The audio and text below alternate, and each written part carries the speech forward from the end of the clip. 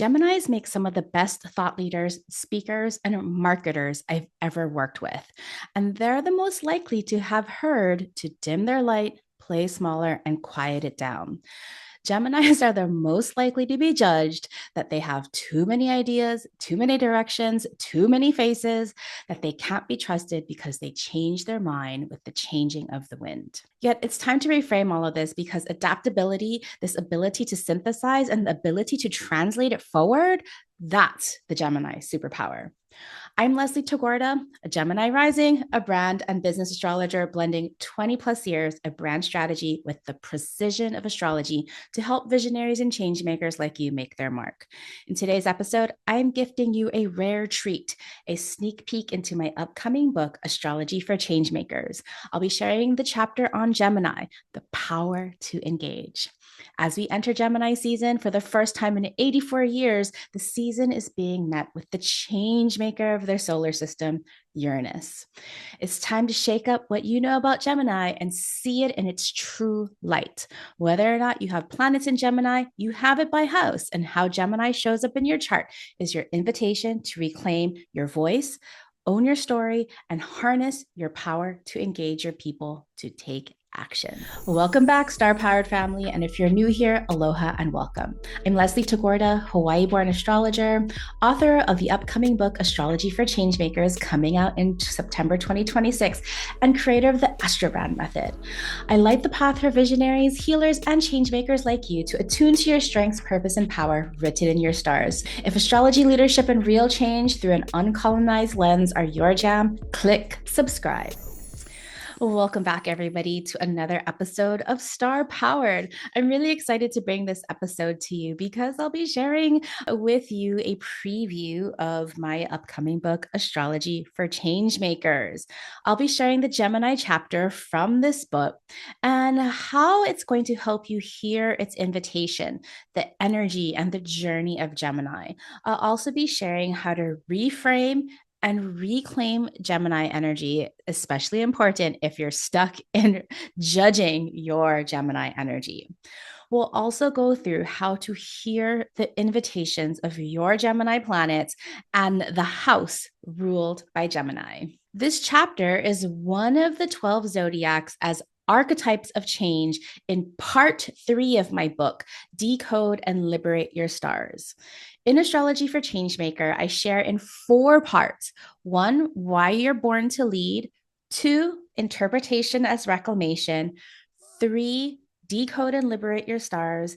And 4, make your mark, where we interpret and apply your natal chart in your change-making leadership. In this book, I share my entire philosophy on astrology from my perspective, where astrology wasn't always written for a woman of color, and a system for interpreting and applying your natal chart into your change making leadership. Like if you're a change maker, we got to do the work. We got to apply these things. So before I read, 2 quick things. The first thing, Astrology for Changemakers comes out on September 8th from Weiser Books with a foreword written by the one and only the tarot lady, Teresa Reed. Your pre-orders matter. As a new author in a category that doesn't quite exist yet, leadership and astrology, every pre-order tells my publisher and the publishing industry that voices like mine matter, that this book belongs on shelves, deserves to be an audiobook, and deserves recognition. As far as I understand, this is the first traditionally published astrology and leadership book written by a woman of color of Filipino heritage, born and raised in Hawaii. So, of course, the perspective in this book comes from my lived values and the way I see the world. These perspectives haven't had a seat at this table before. Tell the industry that books like this matter and pre-order Astrology for Changemakers at your favorite online bookseller. And you can head to my website, starpower.com/changemakers to upload your receipt for pre-order bonuses. All right, welcome to the chapter on Gemini. Gemini, the power to engage. The invitation of Gemini is, how can I use my voice? Of course, the element is air, Modality is mutable. The binary is yang, meaning it is active. Across the chart from Gemini is the polarity of Sagittarius. Very important because they live on the axes of knowledge. Gemini's planetary ruler is Mercury, and the traditional house rulership of Gemini is the third house. The archetypes of Gemini can include the messenger, the teacher, the comedian, the storyteller, journalist, youth, wanderer, trickster, neighbor, sibling or close cousin, social butterfly, marketer, writer. Some of the keywords we can use for Gemini are communication, teaching, marketing, sharing information, cross-pollination, busy bee, variety, friendly, neighborhood, short distance travel, and like-minded. Gemini desires and needs to be heard, understood, engaged, clever, smart, intellectual. Gemini self-regulation and what it needs to nurture itself can be reading a book, breathing exercises to clear the mind, writing or journaling your thoughts, getting together with friends or neighbors to chat, trying something new, and of course, talking it out. In the Gemini energy, its process to do the inner work of awakening and healing is to awaken self-expression by understanding, what am I curious about? And following that curiosity.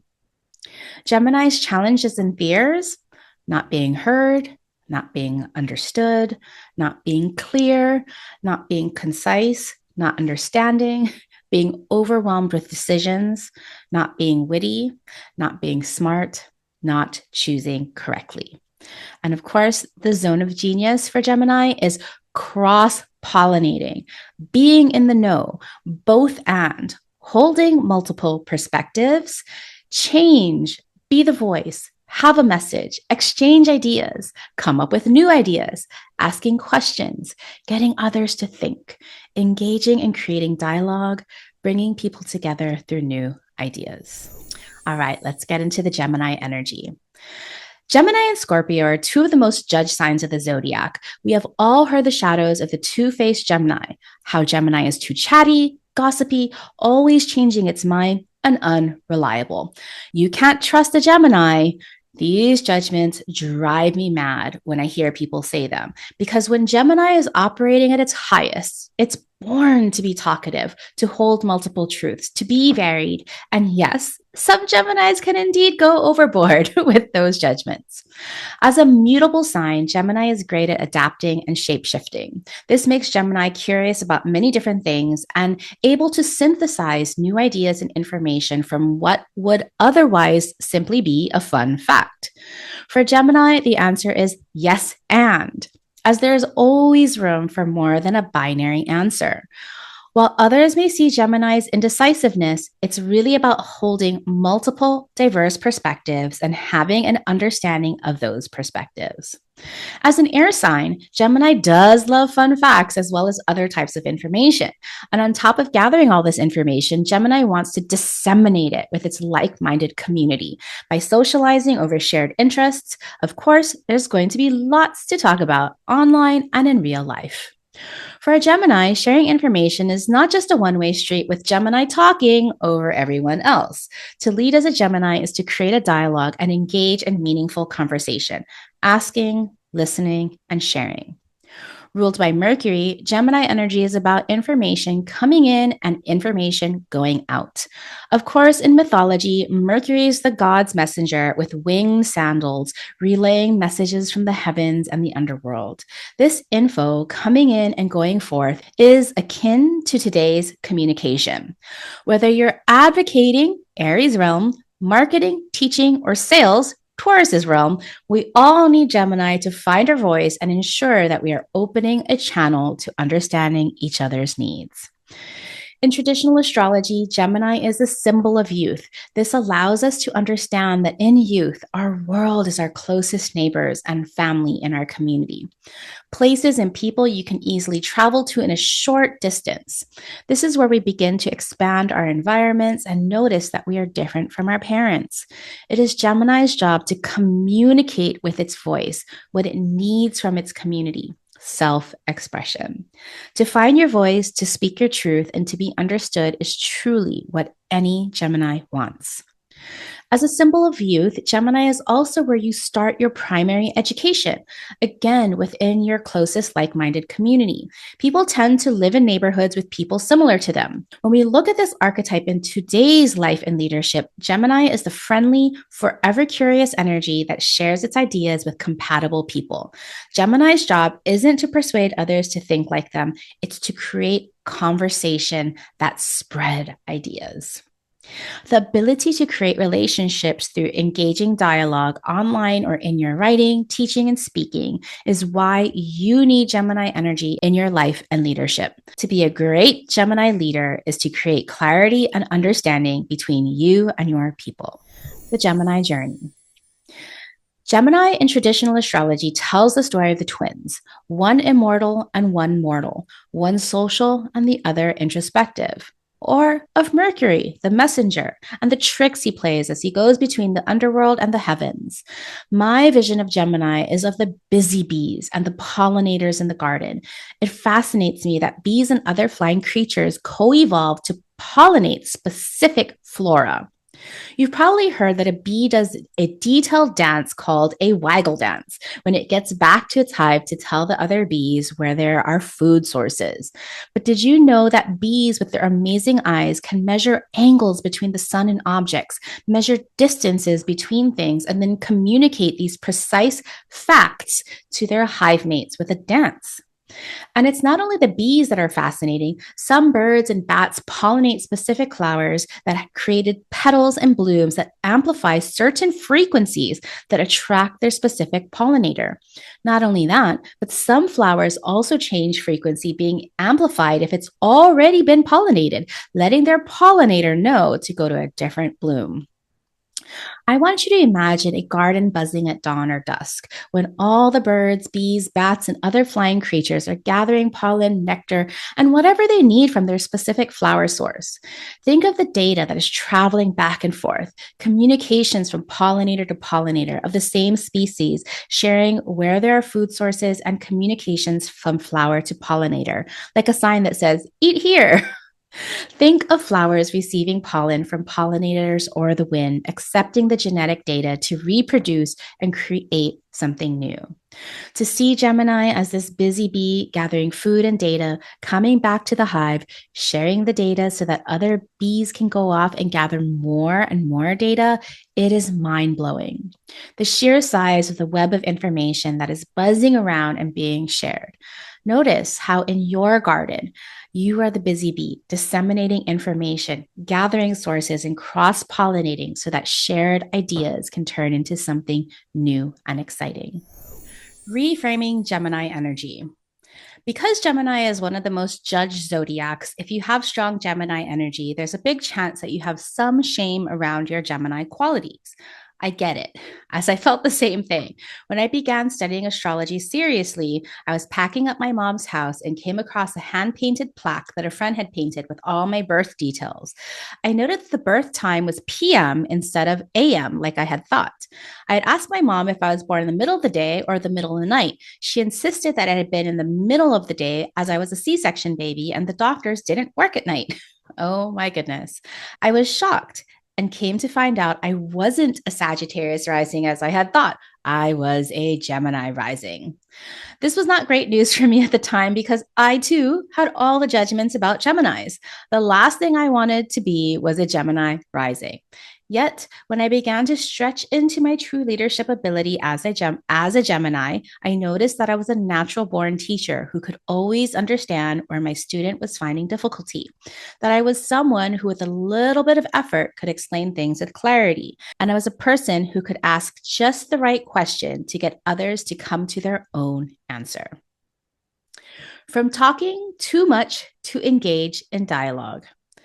One of the challenges for Gemini is to be clear and concise, as well as to listen as much as it speaks. An unconscious Gemini can talk on its soapbox without paying attention to whether or not it's lost its audience. To keep your audience engaged, create dialogue that fosters understanding. To understand each other is to curiously question, listen to the answers, and gain more clarity through reflection. This is dialogue.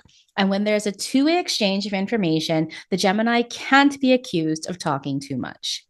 Notice how you can process and talk things through for yourself and others by creating engaging dialogue that is curious and promotes understanding. Notice when it's time to cut your messages short to not overwhelm. Notice when you need extra reflection to ensure you've been clear. Give yourself permission to speak up and listen up. One of the biggest fears of a Gemini is to be thought of as shallow or scattered, which may lead a Gemini to think they aren't smart. Especially for Gemini moons, you likely were taught not to be too smart or your intellect wasn't valued, so your ideas were often dismissed. You were given these challenges so that you could learn to speak up for your thought leadership and find your voice to share your many innovative ideas. Being scattered isn't a bad thing for a Gemini because Geminis have varied interests in many different things. To have this Jane of all trades knowledge allows you to point others in the right direction and ask just the right questions. Your multifaceted interests are assets as you're gifted at synthesizing existing ideas with others into new ideas through shared dialogue. Notice how you've been able to create a niche of your own by combining your seemingly disparate interests into something uniquely new. From indecisiveness to changing your mind. Geminis are often accused of indecisiveness, not being able to make a decision or being wishy-washy and changing their minds. Geminis who are under or overutilizing their Gemini energies to the point of overthinking can get trapped in indecisiveness. Indecisiveness happens when a Gemini overwhelms themselves when weighing all the options to be sure to get the right answer. Overthinking things because they can see multiple perspectives and multiple right answers, or getting stuck in misinformation or fake news, not trusting themselves for the answer. This is information overload. No wonder Geminis can't make a decision. When Gemini is given permission to change their mind, a decision for the moment can be made. Sometimes there are different answers for different reasons and different times. Notice what you need at this moment in time and be sure to communicate that this is your decision for this moment and that it may change if circumstances change. Gemini also needs to learn to find the answers within themselves. The problem is that society has taught us to not trust ourselves, that the information we seek lives outside ourselves. This can cause the Gemini to quest for answers, to continue searching in one more book, one more course, one more teacher, before they can conclude that they know the answers. Gemini needs to ask themselves that once they have the information, what are they going to do with the information and what information do they already have to formulate an answer? Begin to notice how you make the best decisions and speak up for why you made those decisions. Reclaiming Gemini energy. To bring in Gemini energy to regain your sense of power and be your most authentic self is to truly be the messenger, the communicator, the cross-pollinator, bringing people and ideas together, holding multiple truths. You are a whiz at being able to see multiple perspectives and holding multiple truths. Use this as an asset, not a liability. Recognizing multiple truths and being able to change your decisions based on circumstances allows for nuance and understanding of complex situations, acknowledging that different perspectives and realities can exist at the same time. This is a cornerstone of critical thinking and the ability to navigate gray areas without getting stuck in binary thinking. This creates a deeper understanding of the world and allows for complexity and differing viewpoints to make room for diverse perspectives. Considering multiple perspectives and truths also helps improve decision making and more informed choices by recognizing that others have different experiences. To hold multiple truths is a true sign of wisdom, showing that you understand and hold space for the universe's complexities. Isn't this a gift? Find your voice. To be able to express yourself and your needs is another true gift because it requires a tremendous amount of courage, especially if you're not used to getting your needs met. To be able to communicate your needs creates connection and builds relationships in your communities, even if your needs cannot be immediately met. When you're promoting yourself in the workplace, teaching something important, or advocating for what's right, your ability to authentically share your thoughts and emotions creates stronger connections when it comes from a place of the heart. Speaking up and expressing yourself builds your own self-awareness and satisfaction because you're not keeping it bottled up.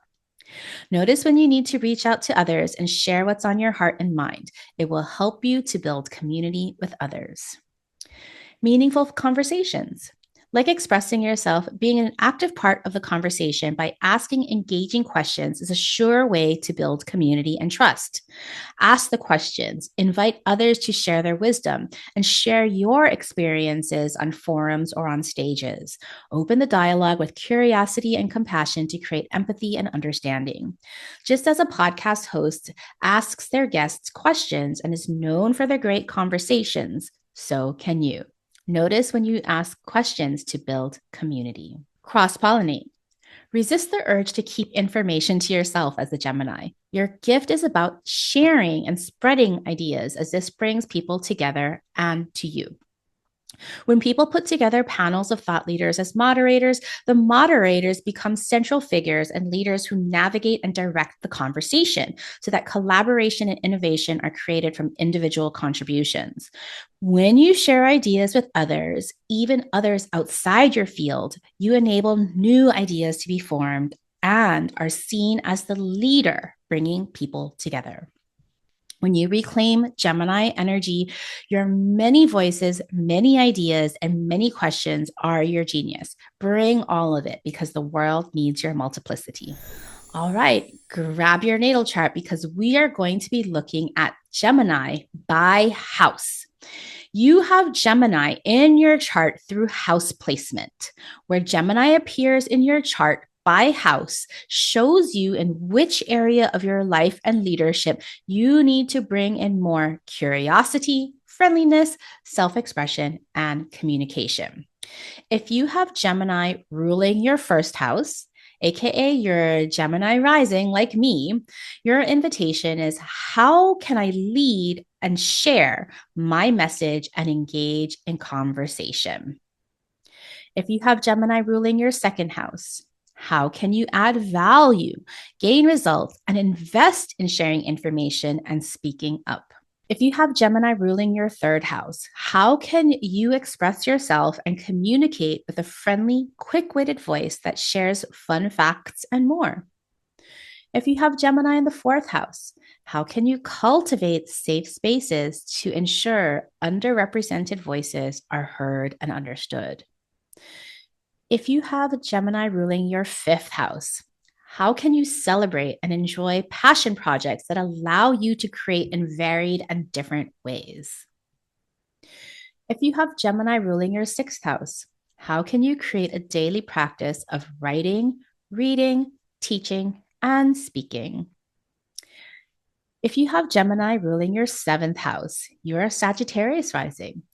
How can you collaborate with other curious seekers who enable both parties to share knowledge? If you have Gemini ruling your eighth house, how can you trust and deeply heal your voice for the power of being heard? If you have Gemini ruling your ninth house, how can you believe in your purpose to expand your thoughts and philosophy globally through writing and speaking? I'm thinking of my good friend Asher Frost, who's an Indigenous medicine woman who has written several books with a new book coming out, and she has multiple decks. This is perfect for her ninth house Gemini. If you have Gemini ruling your 10th house, your midheaven, how can you deliver on your ultimate mission as an expert communicator to share your message and teachings and encourage others to find their voice? If you have Gemini ruling your 11th house, how can you change the world with your vision of community where everyone is heard and understood?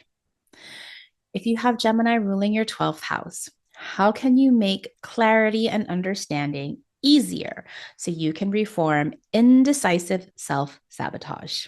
Now, if you don't have Gemini on a house cusp in Placidus or another quadrant house system, do not worry. This simply means that Gemini is enclosed in the sign of Taurus. This is called an interception. And one of my all-time favorite astrology books, Your Hidden Powers, Intercepted Signs and Retrograde Planets by Joanne Wickenberg, discusses this at length. There's nothing wrong with an interception. All this means is that to access your Gemini energy, you first need to go through Taurus's grounding, body intelligence, and feelings of contentment. Intercepted Gemini can find that understanding comes from first embodying and trusting their body in order to comprehend information. However, intercepted Gemini may struggle with being clear and understanding without first tapping into their body's intelligence. Look at the above houses and find the house that Gemini is contained within, then ask yourself the following questions before you ask the Gemini house questions. How does my body already know what my mind is catching up to? How can I clearly communicate with my body language before using my voice? And how can I feel into my body before I speak up and engage? If you have 2 Gemini cusps, all that means is that you have a double dose of Gemini superpowers activating 2 areas of your life and leadership. That's a Gemini divine gift. Now let's look at Gemini by planet. You may or may not have a Gemini planet. If you have many Gemini planets, it simply means that you have a lot of Gemini learning to do in this lifetime. And if you don't have any Gemini planets, do not despair, as Gemini rules one of your houses. Remember that the planets are processes and functions of change. The questions below will help you understand your Gemini planets a bit better. Pay special attention, especially if you have a Gemini sun, moon, rising, or descendant.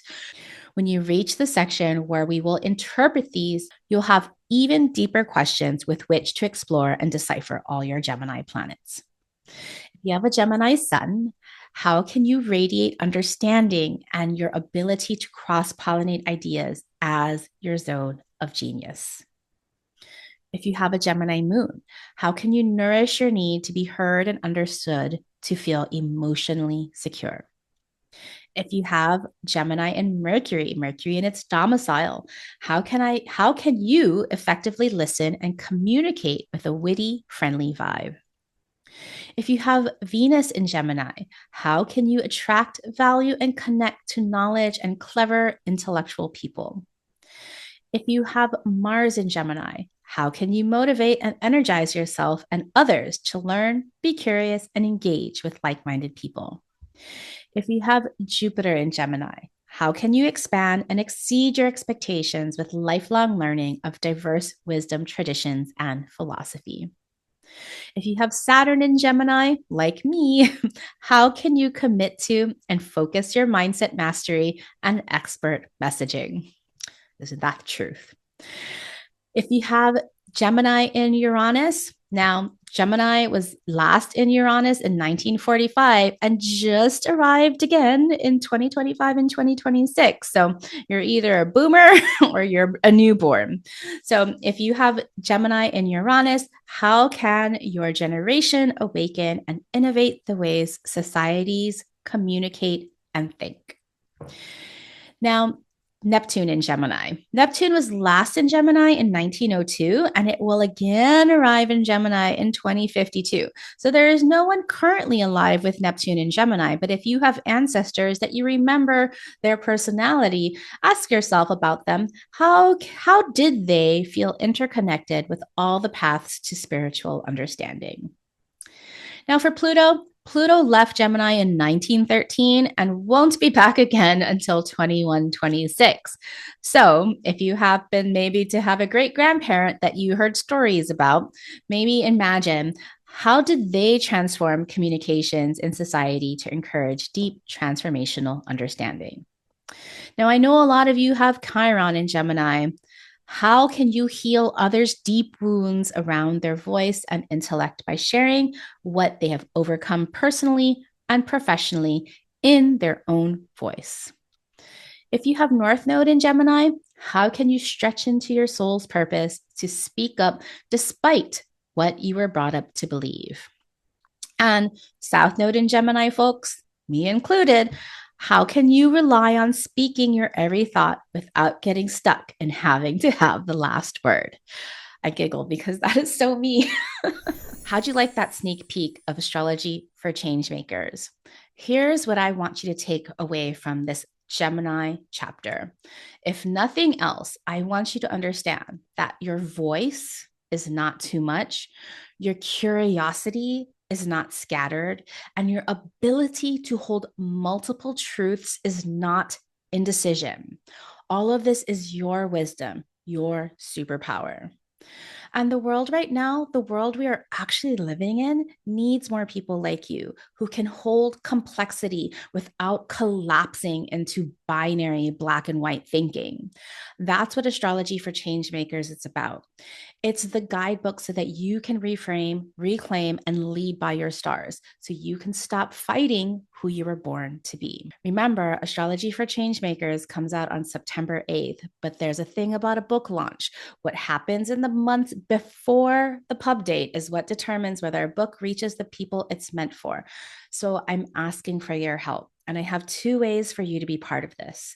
The first, and the one I want you to most hear, is to join me in this movement of astrology for leadership and get on the launch team. It's free. What you'll get inside the launch team is you'll get the author's cut, step inside the book before it lands, get some sample chapters, get the cut scenes and the charts that didn't make it to the final edit. You'll also get the Changemakers toolkit, the digital companion to the book before anyone else. You'll get sneak peeks, behind the scenes, and a community of folks who are reading along with you. In exchange, you'll help spread the word, share, post, talk about it, leave a review when the book lands. Each share, you get entered into a raffle for prizes, with the grand prize being an Astrobrand reading with me. Now, the second, I mentioned this at the very top of the episode, is to pre-order Astrology for Changemakers. You heard earlier why pre-orders are the single most important thing for a first-time traditionally published author like me. They tell bookstores to stock the book, they tell publishers that this book matters, and there are tiered bonuses depending on how many copies you pick up for yourself, for your team, or for your community. Both of these live at my website, starpowered.com/changemakers. If this chapter resonated, if you felt something crack open or settle into place, please join me. There are 11 more signs waiting for you in the book, along with planets, houses, and my entire applied astrology system. We are building something together. Thank you so much for being here. Thank you for listening. And as always, lead with your stars. So thank you again. If this episode, if this podcast has touched your heart, please share it with others. Please leave me a rating and review so we can reach the hearts of even more changemakers like you.